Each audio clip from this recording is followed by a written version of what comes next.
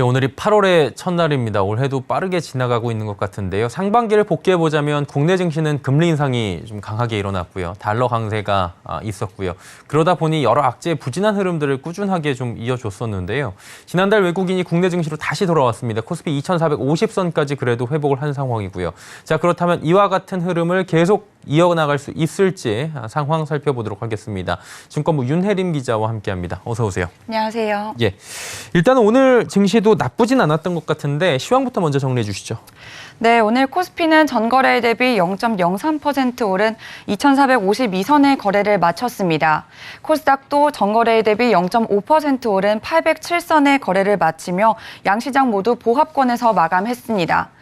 지난주 미국 증시에선 여전히 인플레이션 우려 지속됐습니다. 하지만 여러 악재가 장기간 이어진 탓에 투자자들은 크게 개의치 않는 모습을 보였고요.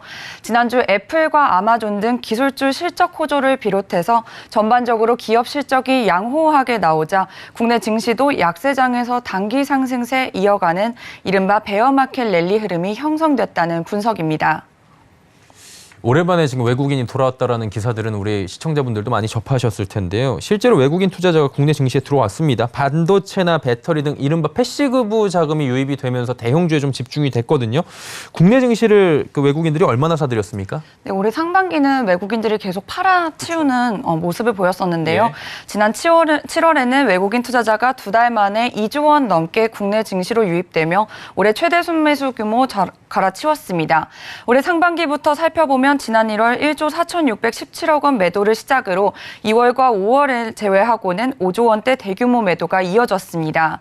하지만 인플레이션이나 경기 침체 우려가 복합적으로 작용하는 와중 7월 들어 외국인은 코스피를 2조 3,215억 원 사들인 것인데요.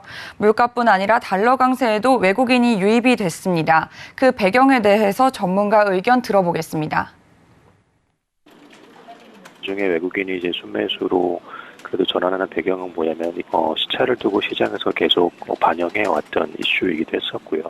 그 와중에 이제 시장의 어느 정도 선반영 인식 그리고 생각보다는 경기 침체의 어떤 속도나 둔화 속도나 기업 실적의 악화에 대한 부분이 예상보다는 또 우려 걱정보다는 나쁘지 않았기 때문에 그에 대한 어떤 되돌림이 좀 있었던 것 같고요. 아무래도 여러 이슈가 장기적으로 좀 이어지다 보니까 지치고 그러다 보니 좀 덤덤해졌다 이렇게 표현이 될 것 같은데요. 그렇다면 자 중요합니다. 외국인은 어떤 종목을 샀는지 그리고 어떤 업종이 반등세를 보였는지 이 부분도 한번 정리해 주시죠. 네, 아까 앞에서 언급했듯이 예. 지난달 국내 증시는 6월에 급락했던 반도체 그리고 2차 전지 등 성장주라 불리는 업종이 올랐습니다. 우선 외국인부터 살펴보면요. 삼성전자 5,461억 원, LG에너지솔루션 4,679억 원, SK하이닉스 2,675억 원 순으로 순매수했습니다.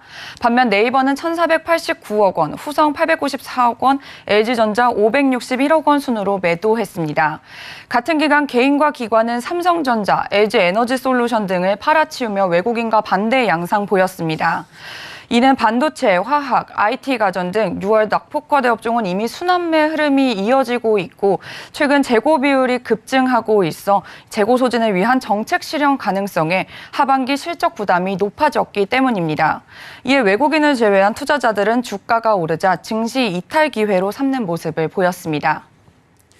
정반대로 가고 있는 투자의 결과가 어디로 갈지 또 귀추가 주목되고 있는데요. 아무래도 7월에 FMC가 끝이 났습니다. 굉장히 큰 변곡점이었던 것 같고 주요 기업들의 실적도 생각보다 양호하게 나타나고 있다 보니까 좀 긍정적인 얘기들이 많이 나오거든요. 증권가에서는 이번 달에 국내 증시의 전망을 어떻게 보고 있습니까? 네, 증권가에서는 단기적으로는 큰 변동 없이 또 종목별 흐름 이어질 것으로 보고 있습니다. 증시 전망부터 우선 들어보겠습니다. 특히 매크로적인 측면에서 시장을 깜짝 놀라게 할 만한 그런 상황은 없는 거고 그래도 시장 걱정보다 기업 실적을 좀 버텨주고 있는 부분이 좀 있기 때문에 아주 급격한 어떤 반등 흐름이 연장될 가능성보다는 그래도 어느 정도 지수가 좀 횡보를 하면서 종목의 어떤 흐름들이 좀 더 강해지는 이런 양상으로 좀 생각을 하고 있습니다. 자동차나 2차 전지가 그래도 상대적으로 우선순위에 있지 않겠나. 네, 다만 연방준비제도의 고강도 긴축이 이미 정점을 찍었다는 인식이 확산되고 있고 글로벌 공급망 차질 완화 기대감도 유효해 4분기로 갈수록 소폭 주가 반등 가능성, 코스피 예상 밴드 상단이 2,600포인트에 이를 것이라는 가능성도 제기되고 있습니다. 이에 이재만 하나증권연구원은 주가 순자산 비율이 낮고 올해 자기자본 대비 순이익률 추정치 상향, 11개월 예상 순이익이 상승하는 조건을 갖춘 현대차, 삼성 SDI, HD 현대 등을 매수 종목으로 제시했습니다. 예, 8월의 첫 거래일이었습니다. 증시 흐름들 그리고 향후 전망들까지 짚어봤고요. 증권부의 윤혜림 기자와 함께했습니다. 고맙습니다. 감사합니다.